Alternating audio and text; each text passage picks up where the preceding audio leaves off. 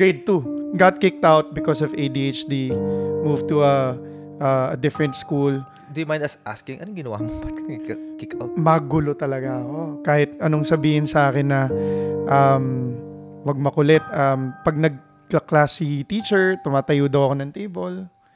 Tapos nakikipagtulakan sa mga classmates, tinutulak sa putik yung mga classmates, sinusulatan habang nagtuturo yung teacher, and no matter how many times they tell me to behave, I just can't seem to control myself. So I got kicked out. Sobrang ADHD ko. Pansin mo naman ngayon, umabot pa ako sa point na nag-imbento pa ako ng isang bag na sinushoot yung sasakyan para pag bumaha, lulutang yung bag. Sumikat yun sa buong mundo. If you physical product, yes. If you go to Business Insider, if you go to Cheddar, and yung all of these social media, international social media pages. Oo. Para pag sinabi mong ADHD, ang normal na iisipin ng isang tao na hindi ganun ka-educated dun sa ADHD, it's negative already. So, can you like really explain it? When you have ADHD, you always have that next shiny object kind syndrome, of syndrome na hindi ka makafocus sa isa and whatsoever. So rather than hindi ako makafocus sa isa, I focus on a lot of things. And then nagulat ako, kaya pala na I focus on this while I'm focusing on that, while I'm doing this, while I'm doing that. And then na-realize ko, ito pala yung skill ko.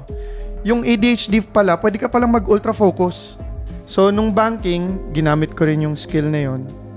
In 4 years sa banking, naka-move ako sa Singapore, I think at the age of 25, naka-move ako sa Singapore. And then ako nakaranas ng first parang opportunity for success. Na naging 26, 27, naging assistant vice president in Singapore. So nagkapera. So parang, ang sarap ng buhay. 26, 27, bachelor in Singapore, ganyan. Kaso umiral na naman yung ADHD ko. Hindi ako mapakali. Sabi ko, parang hindi ko trip to ha. Parang gusto ko magnegosyo. Nag-resign ako. Nag-resign ako from banking, and then I went home. Nag-networking ako.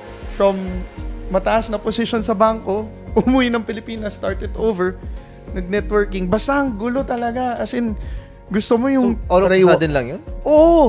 Whatever you put your focus into, nag-excel ka. Yes. Because of that ADHD hyperactivity. Yeah. Okay. Finn Cotton, what's up? Big shoutout sa Finn Cotton Sneakers dito sa Graffiti 8. Thank you, Finn Cotton. From Finn Cotton Sneakers. Your company valuation right now is around 250 million, right? Yes. Paano nangyari yun?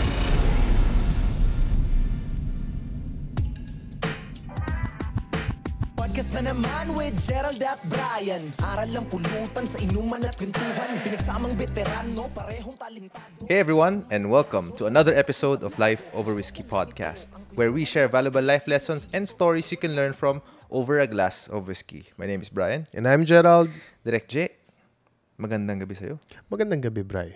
I am excited tonight kasi we have a guest that I would say would inspire people. His story is of resilience and perseverance talaga, Direk. Excited ka na ba na makilala tong guest na to? Pakilala ko na. Ay, pakilala mo na agad. Okay.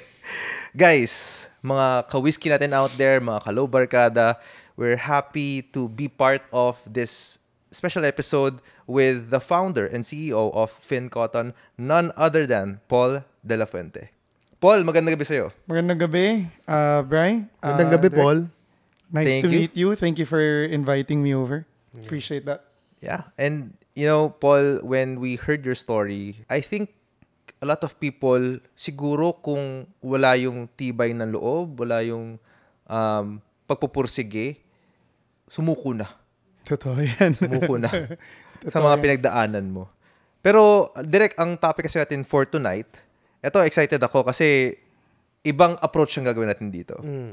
So, our topic for tonight is how can your weakness be your most powerful weapon? Ayan, maganda. Maraming matututunan ng mga ka-whiskey natin dyan. Diba? Paano nga ba maging powerful weapon ang weakness mo? Pero bago yun, direct. Pakwento muna natin kay Paul. Okay, game. Paul, sino ba si Paul prior to being who you are today? Like, what's your history? Saan ka ba lumaki? Share to the audience your background. Okay. Well, first of all, thank you for inviting me, Direct and Bri. So, Paul De La Fuente, laking Parañaque, pinanganak sa Parañaque, lumaking Parañaque talaga. Hanggang ngayon, taga Parañaque South talaga. Di kami mayaman. Alam mo yung, siguro I should start my story. Alam mo yung di ba, mayaman, middle class, mahirap, di ba? So, middle class, alam mo yung a little under that. So, yun kami growing up, no? And 8 years old, naiwan kami ng father namin, built a family of his own. So, walang father figure. And then unfortunately, sometime in grade 2, because wala ngang guidance and whatsoever, medyo na-kick out because of ADHD. I don't know if you've heard anyone who's been kicked out of school at at grade 2. Parang imposible yun. Mga ganon. 8, mga 7, 8 ganon. So, got kicked out because of ADHD, moved to a different school. Do you mind us asking, anong ginawa mo? Ba't ka kick out? Magulo talaga ako. Kahit anong sabihin sa akin na wag makulit. Pag nag-class si teacher, tumatayo daw ako ng table. Tapos nakikipagtulakan sa mga classmates, tinutulak sa putik yung mga classmates, sinusulatan habang nagtuturo yung teacher, and no matter how many times they tell me to behave, I just can't seem to control myself. So I got kicked out. Unfortunately, during that time, di ba, wala pa naman masyado, hindi pa sikat yung mga special education and all of these things. So hindi din tayo na-guide ng maayos. So medyo mahirap, struggling growing up kasi you have to figure things out for yourself. Ano yung hindi mo pwedeng gawin, ano yung pwede mong gawin, and all of these things. So, through grade school to high school, laging bumabagsak. Not because I wasn't studying, bumabagsak because of those extracurricular na hindi naman hindi mo ma-juggle, kailangan. Oo eh. I mean, so not when I meant extracurricular, yung mga bagay na hindi naman kailangan gawin sa eskwelahan, magulo lang talaga. Hindi naman ako palabarkada, hindi yung madaling ma-impluensya ng mga peers, no? Pero just the mere fact that I get distracted too easily, I just hindi ko ma-survive yung setup nung grade school and high school. Going into college, I was lucky enough to meet my girlfriend, now my wife. 20 years na kami together. Siya sobrang, alam mo yung honor student. Tapos ako laging struggling lang. Doon ko na-realize na paano ko ba gagawin na mapapantayan ko yung girlfriend ko kasi hindi pwedeng siya honor tapos ako hindi. So doon ako nagpursige na parang hinone ko sa sarili ko yung tipong how do I maximize yung interest ko in a lot of things na paiba-iba. Kasi when you have ADHD, you always have that next shiny object kind syndrome, of syndrome na hindi ka makafocus sa isa and whatsoever. So rather than hindi ako makafocus sa isa, I focus on a lot of things. And then nagulat ako, kaya pala na I focus on this while I'm focusing on that, while I'm doing this, while I'm doing that. And then na-realize ko, ito pala yung skill ko. I started college. Ito nakakatawa, no? I started college pa nga, education lang. Para lang makapasok sa college. Para lang makascholar. Para makascholar, diba? Okay. Education kasi walang quota whatsoever. And then, because we didn't have wala kami masyadong money, and then my wife was a little mayaman. So sabi ko, anong business or work ng mom mo? Sabi niya, banking. So agad-agad, ganun kasimple. Sabi ko, focus ako banking, shift sa banking, ganun. So ganun kasimple. Sabi ko, parang kung ano yung nakikita kong magsasucceed yung mga tao, ginagawa ko lang. So I went banking. Tumatalon kang ganun? Sorry? Tumatalon ka? Tumatalon lang, Then I went banking. Tinapos ko yung banking in 3 years. Every summer, tinuloy-tuloy ko. Kasi yung ADHD pala, pwede ka palang mag-ultra focus. Does that make sense? So, naka-ultra focus ako, hindi ako nagsa-summer vacation, tinapos ko. Then I went banking. So, nung banking, ginamit ko rin yung skill na yon. in 4 years sa banking, naka-move ako sa Singapore, I think at the age of 25, naka-move ako sa Singapore. And doon ako nakaranas ng first parang opportunity for success. Na naging 26, 27, naging assistant vice president in Singapore. So nagkapera. So parang, ang sarap ng buhay. 26, 27, bachelor in Singapore, ganyan. Kaso umiral na naman yung ADHD ko. Hindi ako mapakali. Sabi ko, parang hindi ko trip to Parang gusto ko magnegosyo. Nag-resign ako. Nag-resign ako from banking, and then I went home.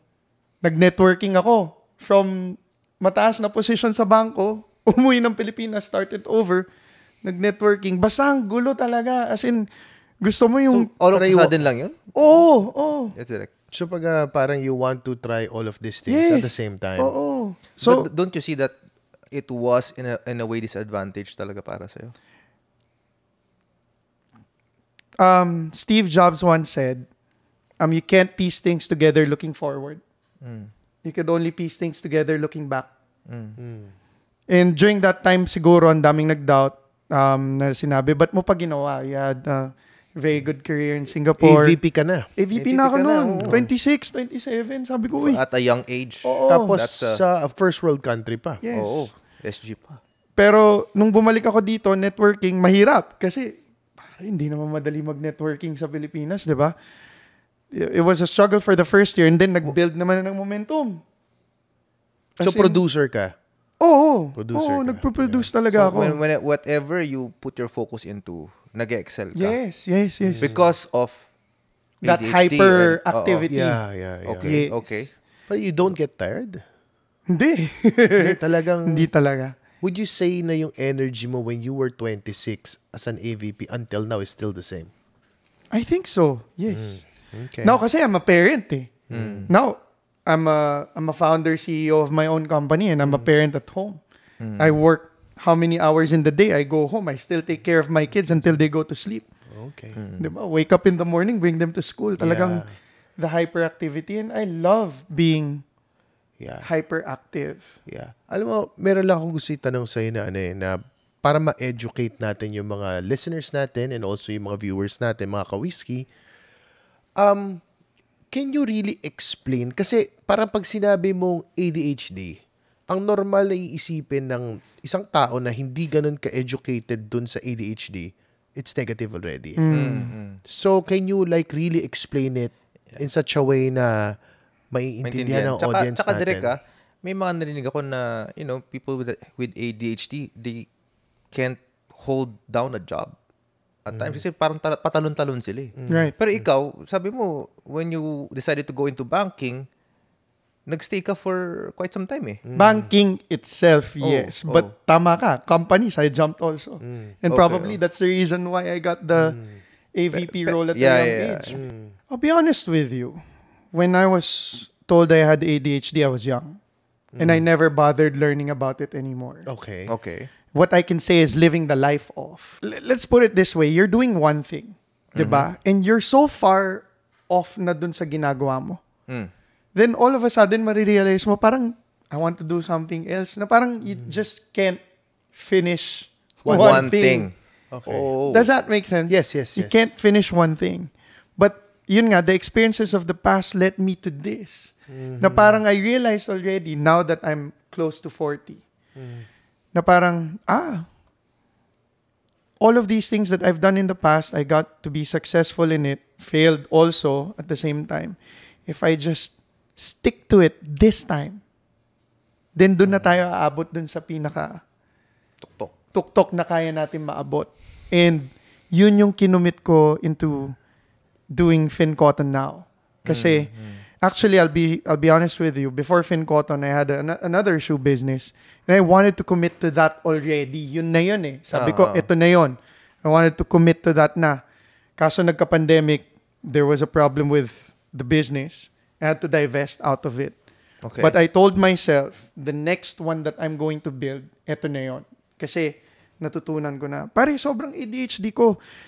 Isa-segue ko lang sobrang ADHD ko. Pansin mo naman ngayon, umabot pa ako sa point na nag-imbento pa ako ng isang bag na sinushoot yung sasakyan para pag bumaha, lulutang yung bag.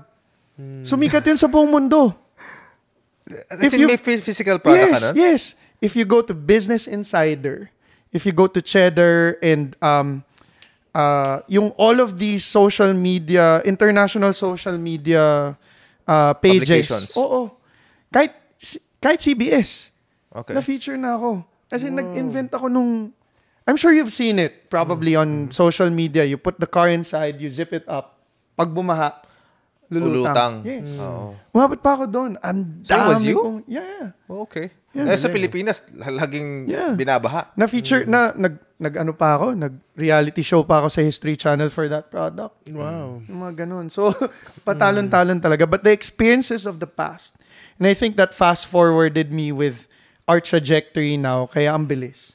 Yeah. Kasi ang dami kong natutunan. It's such a short amount of time eh. So, but yeah, sorry ang dami kong nakwento. No, it's cool. Sige. Cool guy. Diba talaga dito, Ro? Yeah. Ang bilis, Very diba? raw, very raw. Yeah, but with Finn, parang Yes. gusto ko rin na maintindihan. Yeah. Okay? Kasi parang, I think I saw one of the TikTok posts na your company valuation right now is around 250 million, right? Yes. Paano nangyari yun? Paano Parang take us there. Why? Yes. Okay.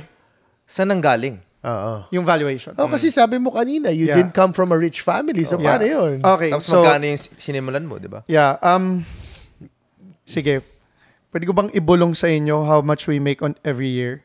Okay, Bubulong. sure. Ibubulong Sige, ko kasi. sure. Bubulong mo, hindi mo pwede declare. Hindi. Mahirap. Sa I-blip ano na na, lang, sa phone mo, i-blip. pakita mo na lang sa amin. Okay, Right, sige, sa phone mo okay. na lang. Sige. We evaluated Is that gross or that's a net? gross. Okay. Last year, we made this much in US dollars. We made this much in US dollars.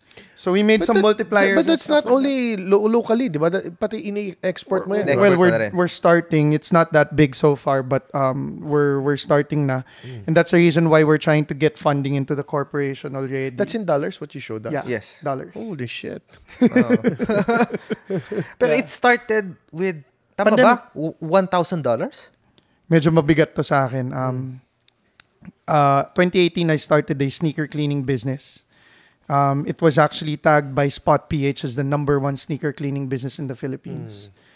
You could see us in BGC, right smack in the middle of Bonifacio I Street. What's the name? Ethan Cash. Okay. So Ethan is my eldest and Cash is my beagle. So pinagdikit ko. Unfortunately, there were a lot of problems within the business, within the people among the business. I probably made some mistakes also. And let's just say it was a very sad ending in March of 2020, right in the midst of yung pandemic. nag-uumpisa pa lang yung lockdowns and everything.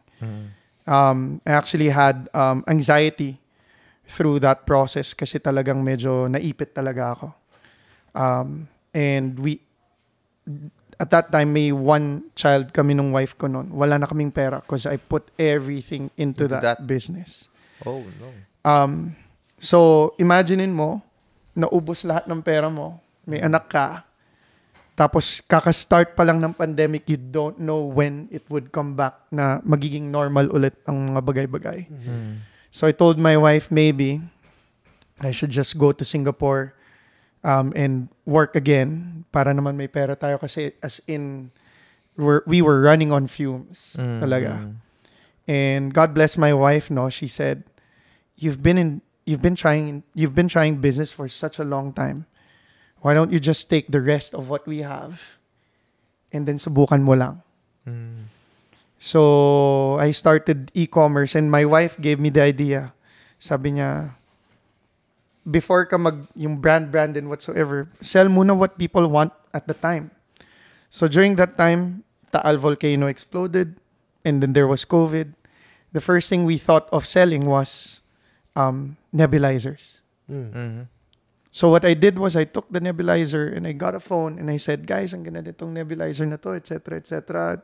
Features, etc. I got it from Binondo ng 600. I sold it at 2,000. And then I did Facebook ads, e-commerce, you know that. The drill, diba? Yeah, e-commerce stuff. Within a month, we sold around 1,000 units. From nothing. Nothing. 1,000 units within a month. Ang ginagawa ko, kumukuha ko ng mga Grab rider, Manila lang. Oh, deliver mo dito.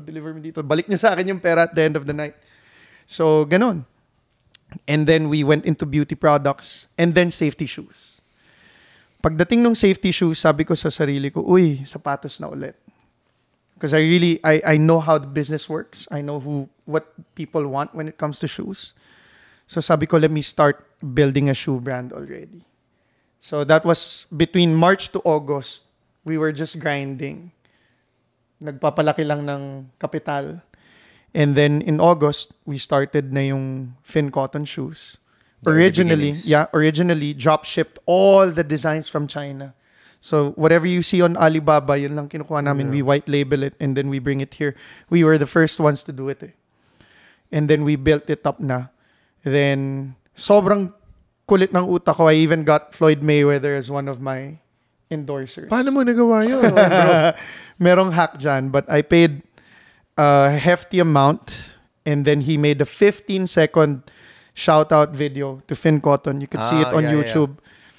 And that started everything. Because how can you introduce yourself as a new player? Sabi ko nga, mahirap maging propeta sa sarili mong baryo.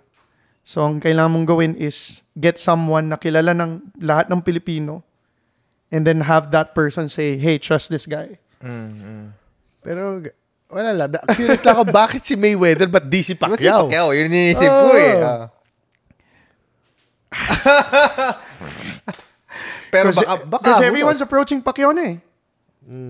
Diba? And if you do Mayweather, then you're parang... You're reaching on a global scale. I'm proud of Manny Pacquiao, but you know, TBE, man. Yeah. The best ever. Diba? TBE. It's gonna be another debate for another time, but TBE. So, yeah. Nagulat ako when he sent the video. But that elevated us like that. Pero meron siyang video suot niya yung Finn or something? No. It was just a shout-out video. He was wearing the Money Team jacket lang and whatsoever. But the fact that he said Finn Cotton, yun na. Then the PBA approached us. Big-time influencers approached us. Where we sponsor PBA, some teams in the MPBL, PSL. Now we're, alam mo yung team ni na Dwight Howard and DeMarcus Cousins sa Zamboanga. Yung league na yun, that league, we're sponsoring now. So lahat ng shoes doon is Finn? A few. Hindi naman lahat, but a few. We're giving shoes. So, ang bilis. Pero, yun yung advantage of yung hyperactivity and yung talagang ano. So that's in a span of from 4 years. August 2020, right? 4 years. When you started Finn. Yes. It's running 4 years pa lang. Galing. But the goal is, guys, is to, since we're very hyperactive and hindi naman naubos sa energy natin, we want to go on a global scale. We want to be the Anta of the Philippines. Yeah. Okay. Right? That's the goal.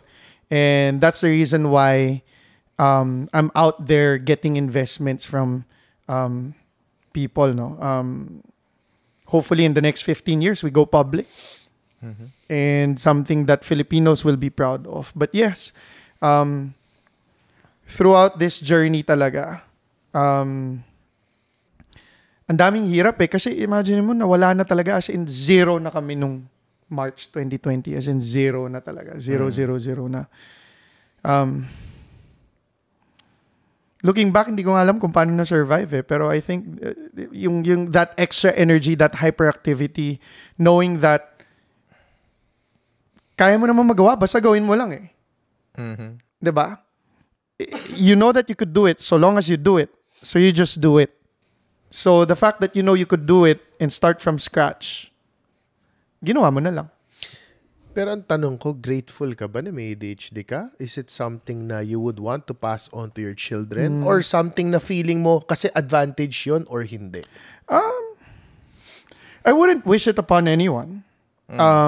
Obviously, it takes a while to get used it takes a while to get used to, and it's a struggle for me to get used to. But siguro masasabi ko na lang, ang daming nagbe-message sa akin na parents, no, that yung mga kids nila have this condition, and sharing my story gives them a glimmer of hope, either in the spectrum or yun nga, hyperactivity, or sometimes even anxiety.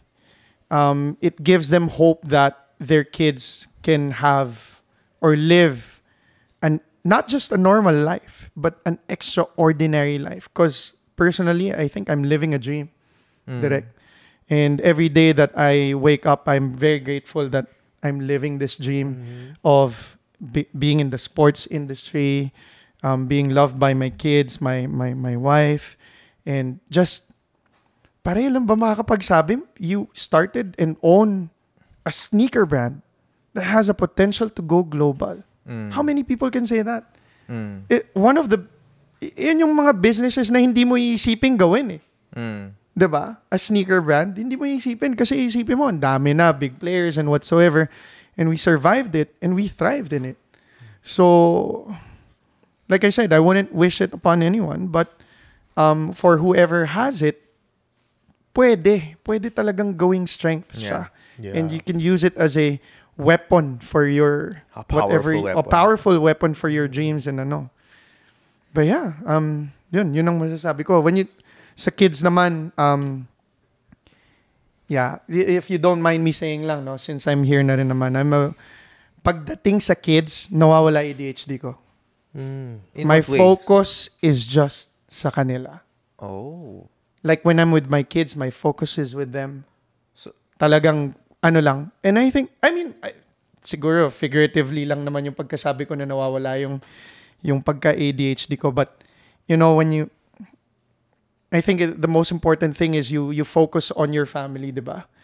And whatever worldly thing yung nangyayari sa'yo, sa buhay mo, you still go back to your family and shower them with love and care. Talagang pinaka-important sa akin, family ko eh. Yung wife ko and your kids. And I'd like to share lang, if you don't mind, your kids are the only things that you make that you could bring to heaven. And that is so powerful to me. Na no matter how many millions of dollars we produce or whatever valuation we have in the company, that doesn't matter when you go up. And the only thing I'm looking forward to at the end of this all is at some point when they grow old, I'll see them there. Madadala ko sila. No amount of riches, madadala ko doon except sila. Yun yung wife ko. So, I just want to share with that, no matter what type of, you know, worldly success we get. Diba? Still focus on the family. Wag mong kalimutan yung pamilya mo. Sila talaga yung madadala mo talaga hanggang langit. Kasi mahirap naman yung sobrang hyperactive mo rin. Pero yung focus mo nawawala sa what really truly matters, which is family. So, just want to focus on that too, because they deserve that focus. Yeah, so you would say that parang naging anchor mo ang family mo with you know, maybe finding a way to work on with your perceived weakness. No. So what would you say, just want to ask, no, what would you say your parang goals mo, pangarap mo with your business, Finn Cotton? Of course, directly related na rin with pangarap mo sa pamilya. Yes. Diba? So, ano yung pangarap mo sa business mo and to your family? Pero sasagutin mo yan sa pagbabalik ng Life Over Whiskey. Ito na yung segment natin where we ask you, our guest, ano ba yung top 3 qualities mo as a person? Yes. Sige, 3, no? What's the first one? First is resilient. Every single time na may namimit akong tao, yung mga people that know me, the number one word that best describes me, they all say, I'm resilient. Sa talagang bagsak na ganito, balik doon, bagsak ganito, balik doon. So whatever you throw me, so long as I have God by my side, I know I can overcome it. Tiwala kay Lord. Resilient. Well, first is resilient. Second is faithful. Faithful. Faithful. Okay. Faithful to your business and to your partner. Faithful to Family. God. Faithful to God. Faithful Okay. to God. Okay. Because if you're faithful to God, you're faithful to everything else. Ang galing. Galing. But my love for God is immeasurable.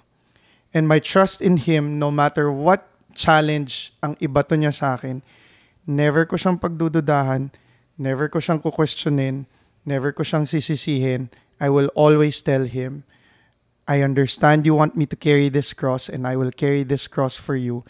And after this journey, I will glorify you and I will tell everyone that it was you. So that's faithfulness kay Lord. And lastly, Third one. pwedeng dalawang words. Yeah, Pagsamahin ko. go lang. Dad and husband. Important sa akin yun. So, a family man. Family man, yeah. 2 words din, no? That's very important to me because, like I said, I would never want my kids to experience what I've experienced. So that's why, to answer your question kanina, would I wish it upon them? Probably, di ba, hindi na. But I'd never want them to experience what I experienced. Parang, sabi ko nga, natutuwa nga ako eh. Kaya pag nakikita ko si Lebron, sabi ko, see this Kalaro niya, guy? anak niya. See this guy? I want to be like that. I want to be like that for my kids. Because, and for my wife, right? I want my kids to see how I treat my wife. So that when they grow up, that's how they would treat the woman that they love also. So family man, after God, nothing is more important than my family. Because if I keep God and my family at the center, paano ako mag-fail ng business? I can't fail kasi I provide for God and I provide for my family. Malupit yung backup mo eh. Oh, correct. Paano ka matatalo? Malupit si Lord. Paano ka Masyado matatalo? malupit yun. Paano ka matatalo kung si Lord ang backup mo, di ba? So, I really want to share that because God is really the center of it all. Yeah. Galing. So grabe, no? Resilience, faithful, Family man. and family man. Yes. Alright. And now, nandito na tayo sa pinaka-inaantay natin na segment, Karaoke King ka ba?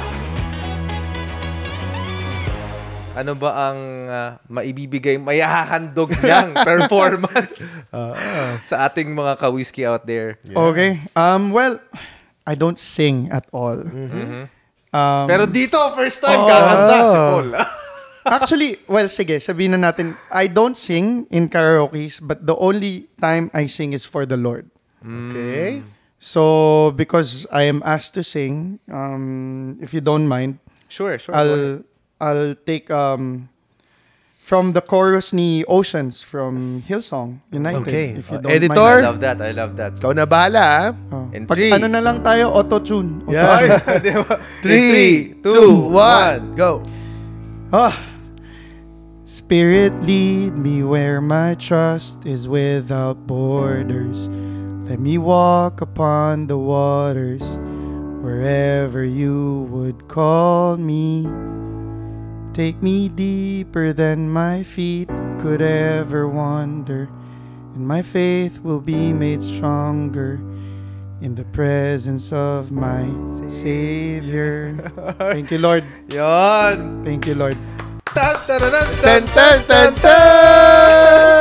Ayun, maraming salamat for being game. I mean, sa ibang tao, they would see this segment natin na parang wala lang, di ba? Yeah. Na parang trip lang natin. Pero there's really a deeper meaning behind it. Eh. Yes, and, sir. you know, I mean, you professing your faith very deeply and to the point na pati yung kanta na ni-request namin sa'yo is, di ba? Is a form of worship. That says a lot, di ba? And we want that kind of, parang approach talaga when we do our episodes, our podcast. It's a deeper and a depth of understanding of who you are. I appreciate that, sir. Yeah. Really appreciate that. And we're back sa Life Over Whiskey. And eto na nga, Paul, ang tanong ko kanina sa'yo, ano ni pangarap mo sa business and with your family? Right. Okay. Business first. The goal is to grow global talaga. That is what I've written on my vision board. That is, kumbaga hanggang sa dulo yun na. I'm not gonna jump into anything more than this. The goal is to grow global. and to go public within the next 15 years. We will compete on a global scale, and hopefully we will build a brand that Filipinos will be proud of. I am inspired by Jollibee, where across the world, especially in Western countries, people eat Jollibee and they know what Jollibee is.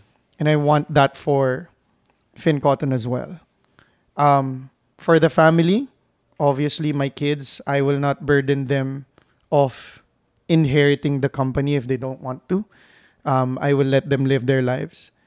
Hopefully, I will be a good role model to them. Especially because, as my story, naiwan kami ng dad ko, iniwan kami, he built a different family. Walang iniwan sa amin ni isang kusing or whatsoever. I don't want that for my kids. And the reason why I'm so invested in my kids is because I never got to experience that with my own father. So, I want to give everything to my kids. Wisdom, knowledge, experiences, memories. Love. Correct. Yes. Faith. I want to give that to them. And hopefully when they grow old, with or without me, hopefully, di ba, pagpalain sana ni Lord ng mas matagal na buhay. But I hope na even if wala na ako sa mundo, they'd still remember me and they live their lives based on the principles of what I've taught them. Yeah. So for my wife, hopefully, syempre, makasama pa siya ng mas matagal. And yun nga, my kids to take care of her as well. But yes, for the company, for everyone in the corporation or for everyone that works with us, that they grow also with their careers. And hopefully when we grow global, they grow global as well, the people who started with us.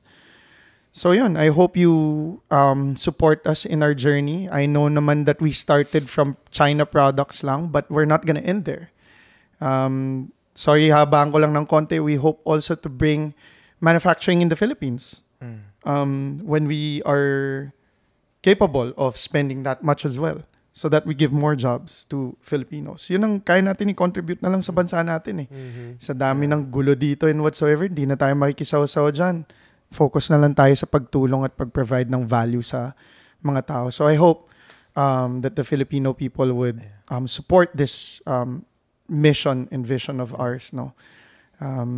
Yeah, and yun lang. We're very, very grateful that you guys invited me over and appreciate that. Ang ganda direct, no? Sige, go ahead. Bago ka tanungin ni Brian ng qualities mo, curious lang ako, Brian, bakit Finn Cotton? Hindi naman alam ng viewers bakit Finn Cotton. Bakit Finn Cotton? Right.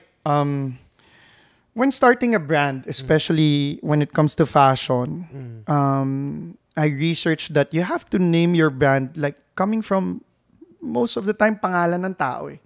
Louis Vuitton. Diba? Versace. Ganyan. So, inisip ko pangalan. Unfortunately, if you use the word Paul de la Fuente, baka isipin couturier eh. Actually, nga, diba? Sounds, tama. Baka isipin gumagawa ng wedding gown, di ko magamit yung pangalan ko, diba? So, and I can't, as much as I am proud to be Filipino, we want to scale this on a global scale. And if you want to scale this, you need to have a Western name. Right? Parang sa Jollibee, hindi na rin naman alam ng mga Amerikano, Filipino brand pala to eh. They just love the product, and whatsoever. So, for us to be able to scale it, mahirap kasi kung pangalan Sandata. If you go to America or Canada or whatsoever, it's hard to... Sandata. Yeah, Sandata, diba? Yung mga ganyan. So, it's hard to but we thought of a name, Finn, which is very Western, and then Cotton, which is synonymous to comfort. So, pinagdikit. Probably in the future, there's a possibility of rebranding and just naming it Finn, diba? But as of the moment, we don't see the need pa eh. We're still, may momentum pa eh. So, why change something na... It's working. Na working. Yeah. And yun nga, yung wings then, that's gonna be our logo in their shoes. Yun. So, we provide wings for people to fly, diba? Yeah. So, we elevate people who are working hard. So, motivation din ang ating marketing angle, diba? So, din direct, no? Actually, you're wearing one of your product lineup Pilipinas. na i-release mo very soon, tama ba? Yes. Next week, we will be delivering this to the people who've ordered already. It's called the Makabayan 2.0. Wow. So if you would see it, merong Pilipinas pa, tsaka Philippine colors, no? Yes. So- Pilipinas na text. Yes, may at the Pilipinas na back. text. Yes. Tapos yung colors ng Philippines Yeah, also. colorway, yeah. Hopefully, Would you mind? Magkano ba ang price ng mga, usually ano nag-range yung price mo? Para lang alam naman. this one is 3,499. Reasonable, yeah. We have also mga 1,999, 2,499. Di pa kami lumalagpas ng 4,000. But soon we will. Because we will bring in technologies from other, brands as well and whatnot. I really believe that price is only a factor in the absence of value. So that being said, the more value we bring, hopefully people would still, patronize and support Buy us. your Yes. shoes, Even if yeah. we're at 6,000 or 7,000, but premium. we promise naman to provide value and Baka quality. daw pag may pirma ni Paul. Yeah. 6,000. Malay mo, umabot sa ganun, no? Diba? Oo. Pag umabot sa point na 15 years from now, yung pirma Hindi, natin. pero dapat, Paul, magkaroon ng Limited ba? Finn Cotton Life Over Whiskey Edition. Do you also do that? I mean, syempre, Yeah. nabanggit mo na wala pa dito full manufacturing and production. Tama ba? Wala pa. Yeah. But in the future, you're Yeah. considering para you can also provide jobs for Yes. Filipinos. Yes. So Ano by that tayo time, eh? pwede ka ng mga specific collab, 'di ba? Yeah. Actually, we're will going to you? release a signature athlete. Hindi mo pa pwede sabihin kung sino. Hindi pa eh. Okay, sa okay. Q1. But it will be revolutionary. When it comes naman to the Philippines naman manufacturing, that's my ultimate goal. Pare, you drive around Metro Manila, you see people on the streets. Kanina lang, on my way here, may babae buwat-buwat yung anak. Kasing laki ng anak ko, nasa kalsada, tulog. Hindi ko ma-imagine how, I can't imagine how our leaders can stomach that, really. So for me, if whatever I can contribute in the future, bring more jobs, add more money to the economy at some point, I think I've done my job and na-serve ko na yung purpose ko sa mundong to.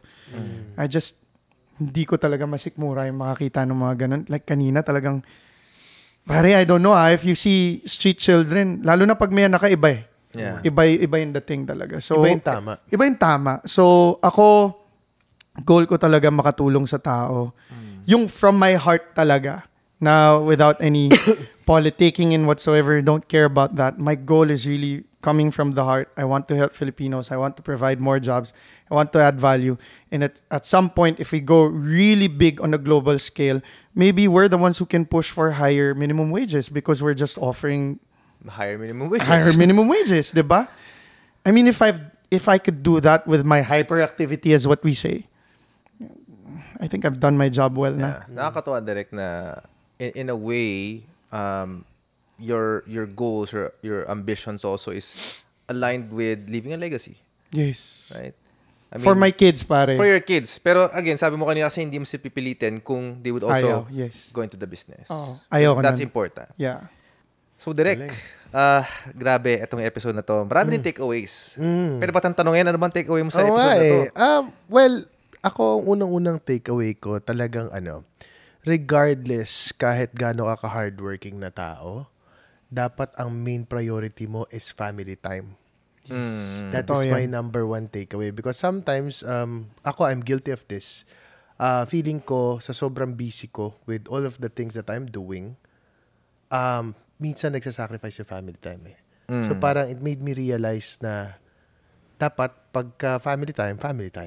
Yeah. That's one. Number two,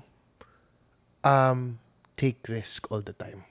For me, yung risk talaga, lahat ng taong umupo dito, ang napansin ko isa lang something in common eh. They take risk. So, yun yung something na second learning ko. And then number three, lastly, ang learning ko rin is that embrace your imperfection. Parang kung feeling mo, dito sa part na to, parang at some point, feeling mo na outcast ka at some point, di ba? For sure. But in reality, yung palang weakness mo na yon, yun yung magdadala sa'yo sa success in the future. Yeah. How about you, sir? I guess if there's a takeaway na na-realize ko rin today, which is I also experience, I would say. And speaking sa ating mga ka-whiskey out there, we would often, as we go through life, we would often see our weaknesses hinder us to live a full life. But really, it's understanding yourself and finding a way to use it to your advantage. I remember sa Game of Thrones, di ba? If na-accept mo yung sarili mo as who you are, the good and the bad, then nobody can ever use it against you. Right? So, that also speaks a lot about us realizing our potential. And parang nagto-troubleshoot ka rin dyan di ba? Didiskarte mo what can be done. I know this is me. Ito na ako Ano yung pwede kong gawin? Di ba? So yun, that's my takeaway. So how about you, Paul? Sa usapan natin na to, what have you been learning about yourself, the kwento, the stories we've been sharing? What I've learned is yung mga shoe sizes ninyo, sir. Yeah! So if you don't mind, Ay, sasaglit lang ako. Okay. Ay, okay. Grabe, may pa-surprise pala. Alam ko na. Tinanong na yung shoe size, kaya pala yan tinanong.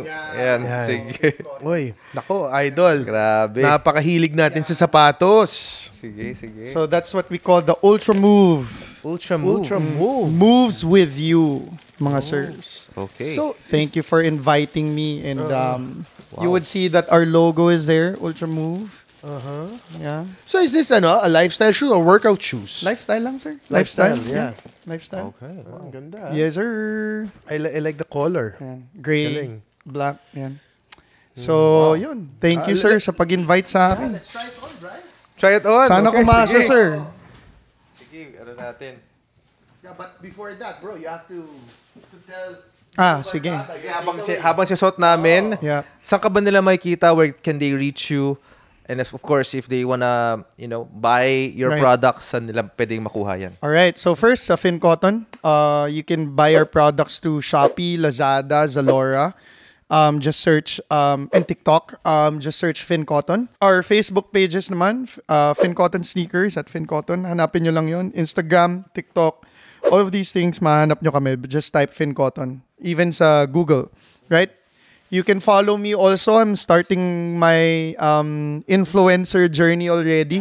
So please follow me on TikTok, Instagram, and Facebook. Paul De La Fuente. Sakto? Yeah, sinuot ko na. Sinukat ko lang para the audience can Sinukat see. mo? Sinuot ko na. Oh. So you can follow me, Paul De La Fuente. So we're starting our influencer journey. And hopefully you follow us with our organic content na with FinCotton. So part of the things that we will do, I will go to random places, start a live video, and ask people to go there, whoever is near, and give a keyword. And then if pumunta sila doon, they will get A free shoe. FinCotton shoe. So yung mga ganun, Abangan marami natin tayong yan, gagawin. guys. So ang dami nating gagawin na organic content. We're even trying to do a basketball league na for dunkers. So height natin, but magdadunk tayo dyan. So imagine a 3x3 basketball with 8 feet rims. That'd be fun. Yeah. That'd be really fun. So yung mga balak natin gawin in the future. Yeah. So yeah, Thank you very so much for inviting us. also giving us a fresh pair of shoes. Yes, sir. Sneakers. Maraming salamat. Maraming salamat. And with that, Direk. Yeah. Thank you so much for listening and watching. We will see you on the next episode. Cheers, guys. Cheers. Yes, sir. Mag-relax na tayo, sober man o tipsy. Aral makukuha mo sa life over.